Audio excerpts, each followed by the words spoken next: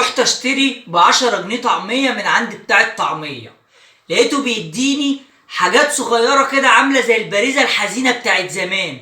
قلت له ايه ده يا عمنا؟ قال لي انت ما تعرفش مش الفول غلي؟ قلت له هات ال10 جنيه، حطيت عليهم 2 جنيه ونص، جبت حزمه كرات وحزمه كزبره ونص كيلو فول مدشوش، وهعمل حفله طعميه. اكسبلوروا لايك ومتابعه، وتعالوا نتحدى الغلاء يا نجوم الكوكب. نص كيلو فول مدشوش منقوع ساعتين في الميه في الكبه، وانزل ببصله كده، حبه من الكرات، واللي هيسال يعني ايه كرات موجود في السوق، حبه من الكزبره الخضراء، وهضربهم الاول مع بعض، توم مفروم، وهنزل بالفول المدشوش بتاعي، ولازم اصفيه من الميه كويس جدا. بعد ما ضربتها بقى وبقت بالشكل ده، احط عليها ملح وارجع اضربها تاني عشان تنعم. ضربت بقى وبقت 100 فل و14. عايزها بقى ما تبقاش مكتومه، حبه من البيكنج باودر او حبه من الكربوناتو.